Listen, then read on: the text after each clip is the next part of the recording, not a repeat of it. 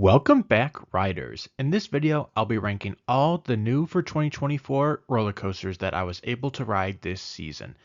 The title for this one is pretty self-explanatory, and I don't really have any disclaimers, so let's just get started. First, I have an honorable mention for All-American Triple Loop at Indiana Beach. I personally would not consider this a new for 2024 roller coaster since it has physically existed since 1984.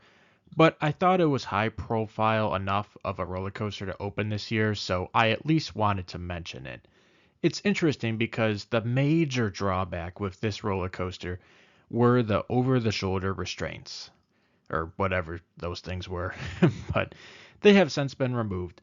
And unfortunately, I was not able to get to the park after they made this change, so I do not have the most up to date opinion, anyways. Kicking off the official countdown is Twist and Shout at Malibu Jacks in Bettendorf, Iowa, near the Quad Cities.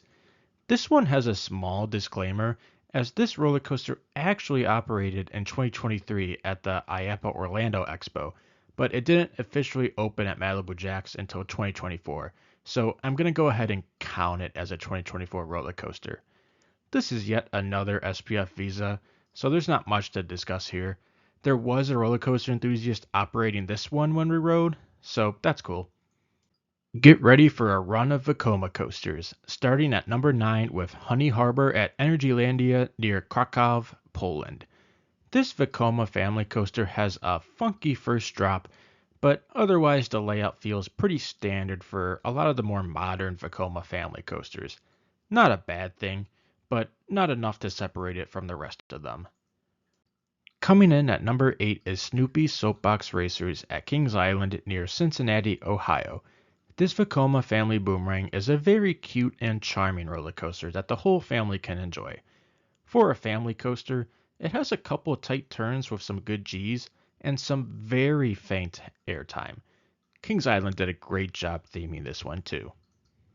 Next up is Good Gravy, another Vekoma family boomerang, with this one being located at Holiday World in Santa Claus, Indiana. I'm willing to admit that Snoopy's Soapbox Racers has a better layout, but that said, I do prefer the overall package of Good Gravy. Holiday World went all out with the queue, station, and even some on-ride theming along the way. It's really well done, and I find myself saying gee willikers for no reason all the time. It's a very unique theme, and I really appreciate it. The last Vekoma I'll be talking about is the Mine Train Choco Chip Creek, another roller coaster from Energylandia. This is an extremely long ride with nearly 4,000 feet of track and 3 separate lift hills. Unfortunately, at least for me, this was not the most aggressive mine train out there, but it's still a good time given its length. It'll be interesting to see what this is like with completed theming. I could see it be a spot or two higher on the list if the theming was complete and good. Kicking off the top 5 is Penguin Trek at SeaWorld Orlando, a launched Bollinger Mablard family coaster. I'm a little surprised that Penguin Trek ended up this high given how I was not exactly impressed. The rattle on this is pretty absurd for both a new roller coaster and a family coaster. Again, it doesn't exactly bother me, generally speaking, but there was one fairly bad jolt right after the second launch that I did not like. This coaster does a fair bit of meandering, but it has its moments. The pre-launch is a nice change of pace for SeaWorld, and the first launch actually has some good bite. There are some moments of weightlessness, and there's one really good moment of some lateral hang time. I really had to pull teeth choosing this or Choco Chip Creek, but I think the launches and the better individual moments prevailed for Penguin Trek. Just missing the podium is another B&M family coaster, this one being the invert model Phoenix Rising at Busch Gardens, Tampa Bay. First off, I was promised onboard audio and I did not get it, so pretty upset about that. Unfortunately, I only got one ride on this, so I wasn't able to totally soak it all in, but I remember being pretty impressed and liking it more than Penguin Trek. The drop is funky in a good way, and I like those kinda wave turns over the service road and the ride's entrance. The twister section is also a lot of fun at the end. We are finally getting into the large-scale coasters, starting with the infamous Iron Menace at Dorney Park in Allentown, Pennsylvania. Let's address the elephant in the room and get it over with. Yes, this has a pretty ridiculous rattle for a brand new roller coaster. Some people can't deal with it, maybe they get headaches, makes them nauseous. Personally, I am unaffected and I enjoyed Iron Menace. First off, the theming is great, especially the station. It does a great job getting you pumped for your ride with audio and some good lighting.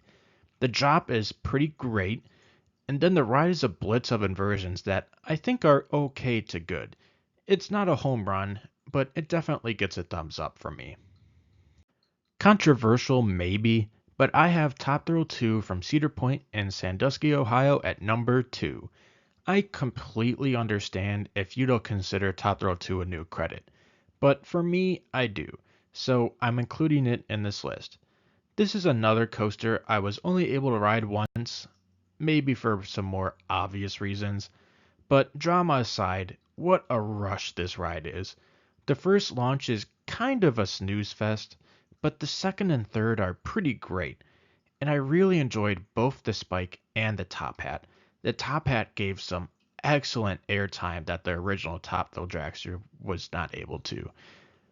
Really need to get some more rides on this to solidify my thoughts, but unfortunately, that has been proven to be quite the issue. Fingers crossed going forwards. Without hesitation, Hyperia at Thorpe Park near London, England takes the crown. This Mock Rides hypercoaster has some of the best elements in the world. One of, if not the best drop in the world, alongside some wicked airtime, hang time, and inversions. The major complaint is that it's short. And for a coaster this size, yeah, it's quite short. But for the few elements it does have, they are each so amazing. No hesitation on my end of placing this first. It's also got some solid theming in the station and an awesome soundtrack too. And with that, that is all I have for this video. Not the greatest year for new roller coasters, but next year is looking to be a pretty great one.